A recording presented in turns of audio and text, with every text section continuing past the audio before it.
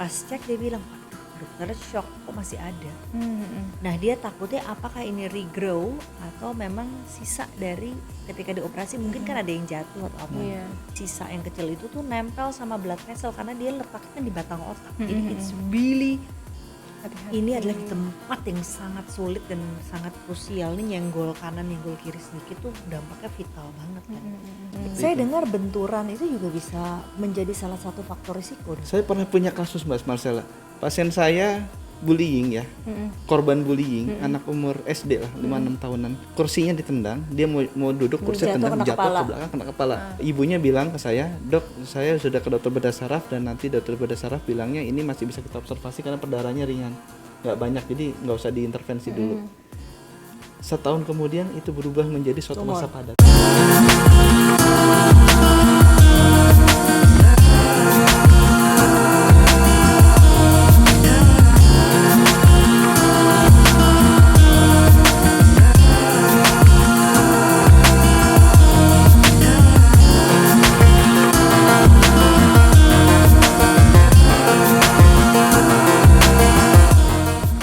Rentan yang akan terjadi di usia berapa tuh belum bisa dipastikan. Belum bisa dipastikan.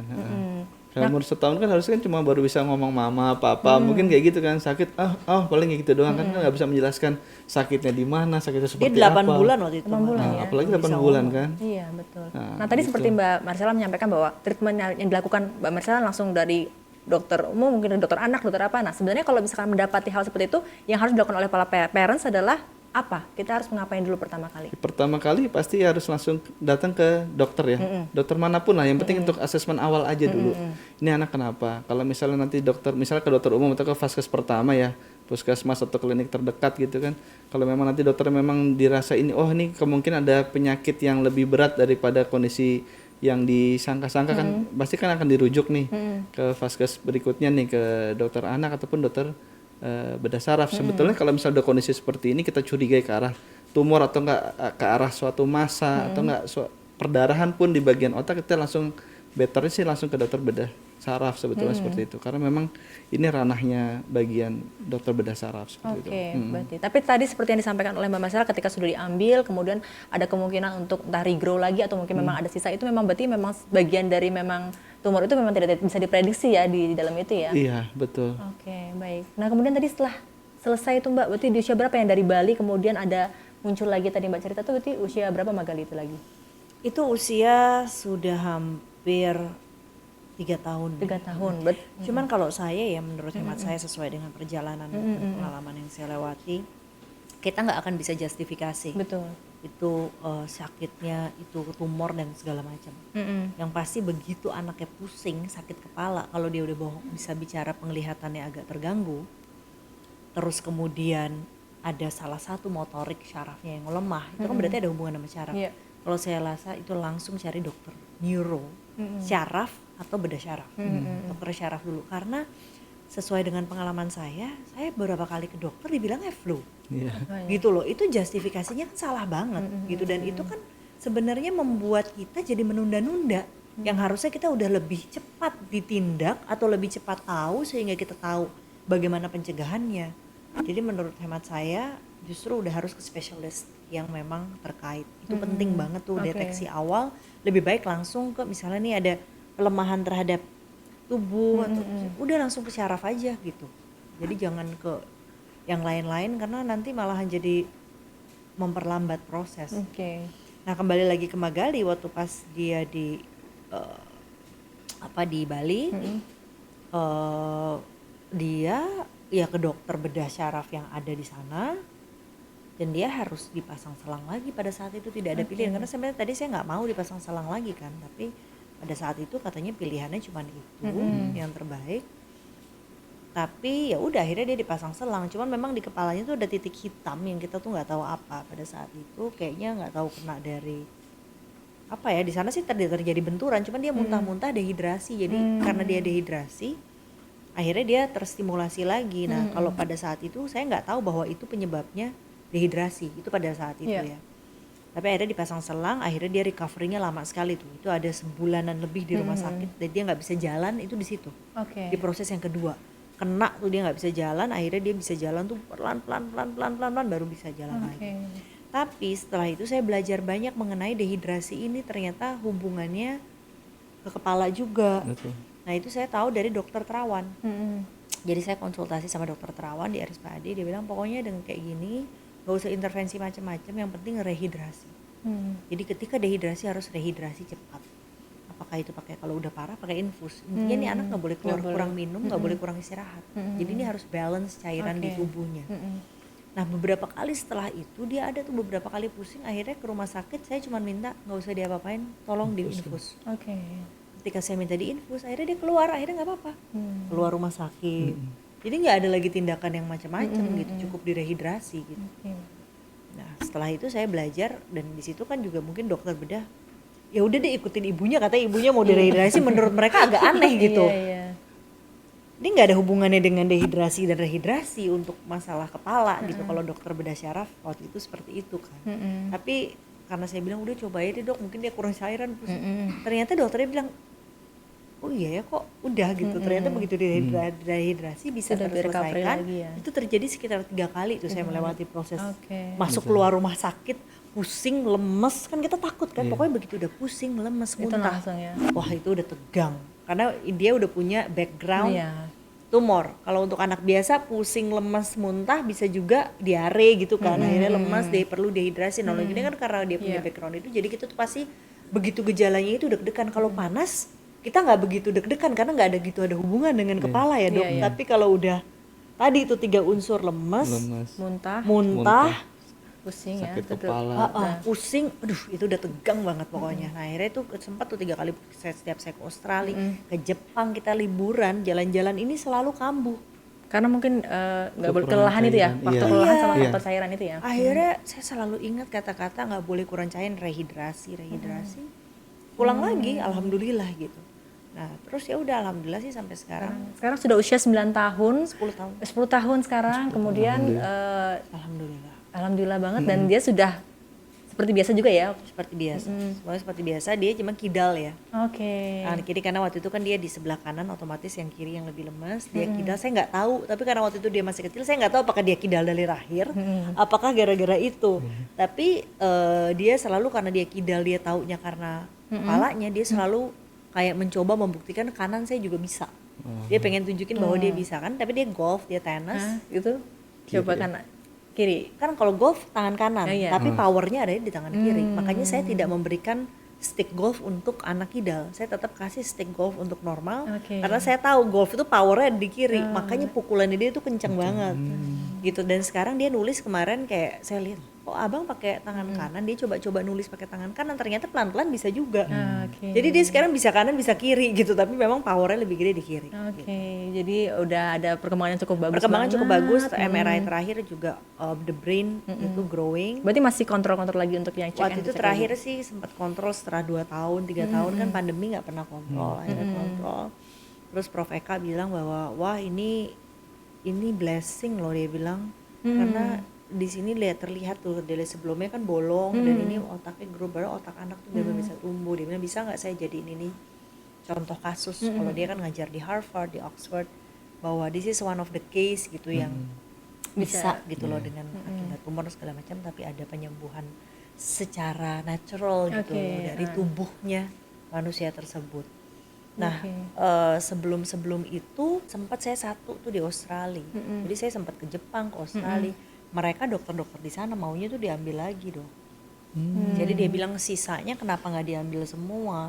Nah ini juga ada perdebatan, karena secara ini dokter loh yang ngomong di luar negeri pada saat itu, saya nggak usah sebutin namanya ya karena he's one of the famous dokter juga. Kalau saya punya anak, dia bilang saya tidak akan membiarkan anak saya hidup dengan vision. Wah itu kan saya jadi lemes juga ya. Berarti kan saya tetap harus mencari solusi gimana nih. Sementara Magali visionnya ada 2. Saya balik ke Jakarta, kita konsultasikan, karena dia bilang tapi dia nggak berani intervensi apapun sebelum ada MRI terakhir. Karena sebelum diangkat seluruh vision kan harus bersih dok, ya kan. Nah ketika itu saya balik lagi, dan Magali kalau di MRI sekarang memang masih ada sih sedikit banget gitu, kayak very kecil gitu, tapi masa yang tertinggal nempel di batang otak itu. Tapi itu nggak grow, nggak mengganggu, nggak kenapa-napa. Jadi dokter yang di sini mereka karena sudah berproses 2 kali pernah buka kepalanya kan, dia bilang bahwa I Jadi don't nggak- think we iya. want to do anything lagi, karena buat kita nggak perlu diintervensi, nggak perlu diganggu-ganggu. Iya. Kalau anaknya nggak apa-apa, karena resikonya itu another operasi loh. Kita nggak tahu seberapa lengket pipisan itu ada di kepala dan itu menimbulkan apa nanti. Oke. Jadi ini ada perbedaan pendapat antara dokter di luar dan dokter di. Akhirnya saya mengikuti yang sekarang aja gitu. Nah kalau misalnya kayak tadi ngomongin soal rehidrasi itu dilakukan ketika dia dalam kondisi yang menurun saja atau memang ada kontrol tiap bulannya gitu? enggak, kalau dia Dalam berapa rehidrasi, kalau tiba-tiba dia memang kondisinya drop, Oke. lemes. Tapi alhamdulillah saya sekarang memang menerapkan, saya sangat disiplin dengan pola makan. Pola hidupnya dia, jadi dia harus selalu tidur cukup, tidur siang, Makannya terus juga ya, minuman minum. itu saya juga kontrol, dia harus banyak minum. Terus kemudian even makanannya pun, anak saya tuh nggak makanan goreng, nggak makan daging merah, nggak makan gluten, no sugar. Ya ada kadang-kadang tentu ya kurma tetap makan. Iya, Jadi iya, adalah iya. gula-gula tertentu yang tetap dia makan. Tetap kadang-kadang ada cheating, tetapi kita menghindari itu. Jadi Oke. biasanya saya ke restoran, emang agak ribet ya traveling, selalu saya bawa beras sendiri. Saya selalu bawa pasta gluten free just in case di restorannya nggak Iya, punya. iya. Menteganya juga kita lebih pilih yang mungkin vegan, saya menghindari yang dairy content gitu, makanan-makanannya dengan pengawet gitu sih. Jadi Jadi itu semuanya treatment tuh yang Mbak Parsel lakukan iya, sudah benar-benar itu ini ya. treatmentnya memang dari kita sendiri di rumah dan dari orang tua, karena ini tidak akan dianjurkan oleh dokter ya dok ya. Iya. Biasanya dokter kan udah langsung kepada tindakan, terus memberikan obat yang kalau kejang mesti dikasih anti kejang gitu ya dok. Dan dokter juga waktu itu dokter yang Magalim udah pokoknya bikin dia happy, kasih yang buat dia happy. Ayo beli es krim, aduh mati gue dikasih es krim lah. Apa saya bilang nggak bisa gitu. Jadi ya saya tetap dengan saya membaca, saya juga apa ya, Magali kebetulan juga cocok dengan homeopathic remedy gitu. Oke. Cocok juga, jadi kalau pilek, panas itu saya biasanya nggak langsung intervensi dengan obat-obatan yang apalagi antibiotik gitu-gitu tuh saya memang jauhkan gitu ya itu semua. Jadi saya lebih yang memilih pengobatan yang kalau bisa senatural mungkin, Oke. bertahap. Kalau yang natural mungkin ini tidak bisa, baru kita akan berkonsultasi tentu dengan dokter. Dok ini saya udah kasih ini nggak bisa, itu apa ya, dari dokter anaknya, dokter bedah syaraf dan lain sebagainya. Tapi itu Oke. bertahap. Baik. Jadi dan gaya hidup natural ini, terus juga mencoba menjaga balancing terhadap pola makan dan lain sebagainya, alhamdulillah Ngebantu banget untuk sampai bantu 9 banget. tahun dia sampai 10 sehat tahun ya, and he's 10 getting tahun sehat. better and better. Ya. Oke, baik. Nah dokter, kalau misalkan ngomongin soal pencegahannya nih, apa yang harus dilakukan orang tua untuk bisa mencegah atau mungkin menahan supaya tidak terjadi tumor otak itu gitu. Walaupun secara dokter tadi tidak tahu ya apa yang harus dilakukan Iya, ya gitu. benar. Jadi kan kalau misalnya tumor otak pada anak kan bisa terjadi pada usia-usia di bawah 1 tahun bisa kan. Berarti kan mungkin aja pada saat di dalam rahim pun sudah terpapar. Tadi kan paparan radiasi juga bisa. Jadi pola hidup sehat sudah pasti pada ibu yang sebelum hamil dan pada ibu yang saat hamil. Kontaminasi dengan rokok, kontaminasi dengan narkoba nggak mungkin lah ya. Alkohol lah ya. Dok mungkin ya. kalau salmon itu bener nggak sih makanan-makanan mentah dok? Iya benar, nggak sih bisa. tokso Bisa itu? ya? Bisa benar, makanan-makanan mentah juga kan menghindari faktor Saya tuh infeksi waktu juga. hamil Magali gila ini soalnya tiba-tiba sering ngidam makanan Jepang. Iya benar, iya, sayuran mentah, ikan-ikan mentah, daging mentah itu juga sebaiknya dihindari karena kan banyak Oke. faktor risiko infeksi dari situ kan ya. Jadi juga dihindarin. Faktor hidup lah, faktor lifestyle-nya, tidur malam, begadang, alkohol, rokok itu ya hindarin. Jadi lah. pola hidup Apalagi dari pola hidup. ibunya sendiri Betul, ketika dari sebelum ibunya. mengandung, setelah sedang mengandung Sedang itu saat jadi satu mengandung, bagian iya. poin penting ya. Soalnya kan fase pertumbuhan otak kan dimulai pada saat masa konsepsi, pada saat masa di dalam rahim. Jadi itu kan udah berkembang otak itu gitu loh. Jadi bukan otak itu berkembang bukan pada saat anak sudah lahir, bukan. Iya, betul. Pada saat di dalam kandungan janin, gitu ya. kan gitu. Oke, baik. Nah, sekarang Magali sudah 10 tahun, berarti dia sudah menyadari bahwa apa yang ada di dirinya sudah Dia sudah tahu dia punya handicap dia. Ya. Cuma memang ini kan another challenge Iya, kalau iya, anak sudah bertumbuh, sudah sekolah, sudah bersosialisasi, tentu dia juga anak yang sporty, Iya, dia iya, kebetulan betul. tumbuh di lingkungan keluarga yang bapaknya juga pembalap Iya. gitu kan. Jadi dia pasti punya tuh challenge diri ya, iya, tantangan diri. in his blood gitu ya, competitiveness gitu ya, itu tumbuh gitu. Nah, dan dia anaknya memang very Iya, kompetitif iya, dan iya, dia oke. di segala bidang olahraga tuh hampir semuanya bagus. Bisa. Bahkan justru yang masalah utama salah satu dengan di kepala itu adalah keseimbangan. Tapi yang lucunya dia naik sepeda roda 2, itu dia belajar 2 hari dia pegang-pegang sendiri, tau dia bisa.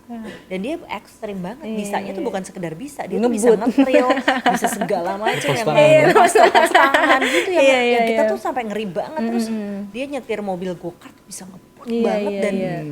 jago gitu. Hah? Kita juga kaget gitu, ada mobil-mobilan yang punya kakaknya nggak pernah disentuh, begitu Magali dia sentuh semua. Jadi kan beda kebetulan. iya. Nah, Magali yang punya handicap ini justru dia punya eager hal-hal tersebut tuh lebih kenceng. Jadi kita nih kesulitan untuk menahan. Karena biar gimana saya tetap masih trauma, Iya, takut iya. dengan kalau dia kebentur gitu loh. Iya, Dok. betul. Itu bahaya nggak sih Menghindari kalau benturan itu ya misalnya berarti ya, Dok, ya? kejeduk gitu? Bahaya. Tuh, Iya. kan gitu. Berarti Jadi menghindari benturan itu ya Hindari juga benturan. jadi jadi bagian. Safety saya first lah. safety first. Jadi mau nggak mau saya pilihin dia olahraga yang mau nggak mau tetap secure Iya, kayak iya. golf. Iya, Golf, iya, ya, minim benturan. Kan dan lebih minim resiko. resiko. Betul, Terus betul. melatih fokus. Untungnya saya suka golf dan untungnya dia pinter juga bisa tenis ya Iya, Dok. iya, Itu kan iya. masih Berenang, agak mungkin ya. berenang. Iya, benar. Tenis masih agak lumayan ya Iya. walaupun kena. Cuman maksudnya bolanya kan nggak terlalu kayak bola basket atau bola Iya, kaki. iya, iya. Benar. Oke. Itu saya hindarin tuh basket. Jadi dia bilang, ibu saya mau main bola. Iya. Setiap hari minta main bola. Aduh saya udah pusing deh. Oke, oke. So, ya begitu. Baik, setelah melewati 10 tahun kemudian anak sekarang jadi lebih aktif, bahkan sudah punya preference olahraga yang banyak gitu kan.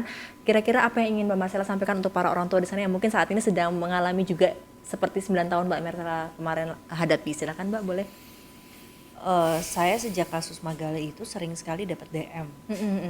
Jadi ternyata dari ibu-ibu yang mengalami kasus yang sama tuh ngadu dan tanya ini saya harus gimana dan lain sebagainya. Jadi sampai sekarang pun ada nih yang saya selalu sering keep kontak, sering saling cek. Ini ada anak di Medan, dia hampir seperti Magali case-nya, bolak-balik rumah sakit dan kehilangan kesadaran, dan sampai ada juga lain lagi yang orang tuanya udah hopeless gitu, yang hopeless yang sampai udah nggak tega, nggak kuat ngelihat anaknya. Saya sampai denger orang tua ini bukan yang di Medan ya, ini ada yang lain lagi gitu, bilang ke dokternya, udah deh dok, kayaknya let go. Tahu kan maksudnya Pasrah.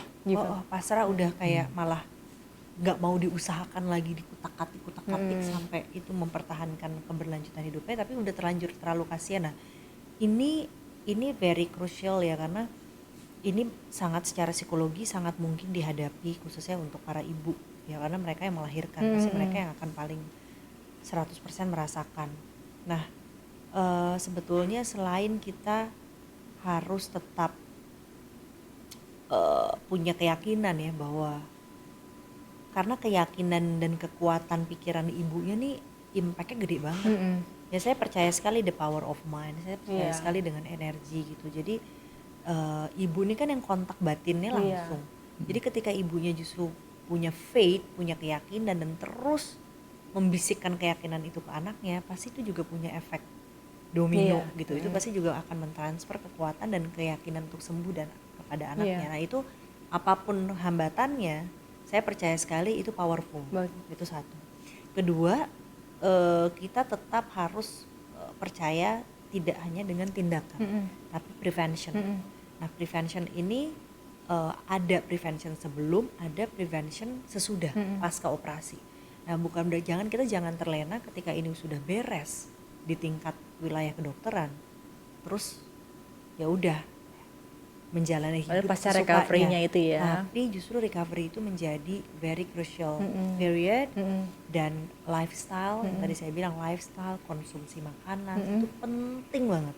Jadi mungkin nanti bisa dibaca, ada kan pasti literatur di dalam buku, di dalam holistic pengobatan, makanan-makanan apa saja yang kira-kira mungkin memicu terjadinya pertumbuhan, baik itu cyst, baik itu tumor ataupun imunitas tubuh. Nah itu kalau bisa dihindari aja, yang nggak bagus. Kita jangan cari yang enak deh, kita cari yang sehat. Oke. Gitu. Nanti yang sehat itu gimana caranya dibikin enak. Gitu aja prinsipnya.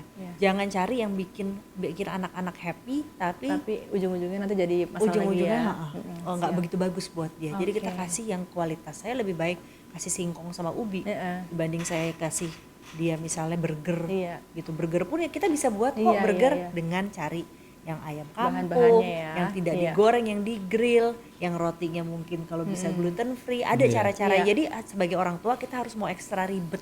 Iya. Orang lain akan bilang gila lo ribet banget, Iya. tapi nggak apa-apa kita ribet Buat untuk anak. kualitas hidup anak Betul. kita. Oke. Jadi itu aja sih. Jadi untuk ibu tetap kita harus sering baca karena ketika itu penyakit-penyakit itu terjadi, gejala-gejala itu terjadi, kita jadi tahu dan kita aware dan mudah-mudahan deteksi-deteksi dini untuk anak itu juga penting Bisa. dilakukan. Jadi begitu ada gejala-gejala yang tidak normal jangan pernah anggap remeh. Iya. Langsung cek ke dokter karena lebih cepat akan lebih baik. Baik. Oke, baik. Terima kasih Kak Marcella. Kalau dari dokter sendiri ada sedikit yang bisa disampaikan kepada para parents di sini? Iya, baik kepada para parents kalau berdasarkan kasus ya tumor anak seperti ini ya, sebenarnya kan di banyak yang sudah jadi penyintas, banyak yang sedang mengalaminya dan di beberapa tempat itu sudah punya kayak komunitasnya. Dulu tuh saya dari Medan, Mbak Marcella. Saya pendidikan anaknya di Medan. Jadi saya di sana juga punya komunitas namanya YOAM. Ya, komunitas-komunitas itu ya yang jadi nanti sharing nih ibu-ibu yang punya anak-anak penyintas yang sudah survive dengan setelah terapinya terus nanti jadi saling menguatkan mereka.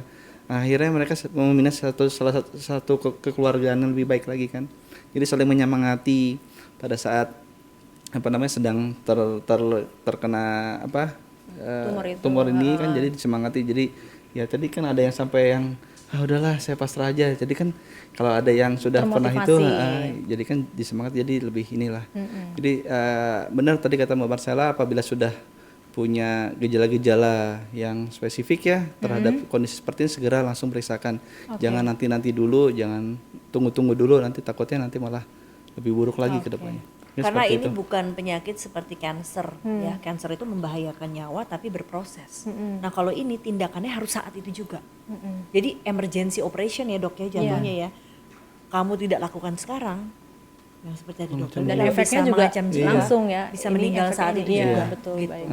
Oke, baik untuk tema kita kali ini mungkin kita bisa akhiri dulu. Terima kasih Mbak Marcella sudah hadir. Terima kasih Dokter Adib dari Terima kasih, Hermina sama-sama. Priuk yang sudah hadir. Nanti kalau misalkan mau konsultasi lebih lanjut bisa ke Rumah Sakit Hermina Priuk Tangerang di hari Rabu, Kamis, Jumat jam 7 malam dan juga Sabtu di jam 8 pagi bersama dengan Dokter Adib Mahara, dokter spesialis anak. Terima kasih Dokter Adib. Terima Kak kasih, Marcella sudah sama-sama. hadir. Baik parents, kita akan hadir lagi nanti di episode selanjutnya. Saya Beri Fidiari pamit undur diri. Sampai jumpa. Dadah.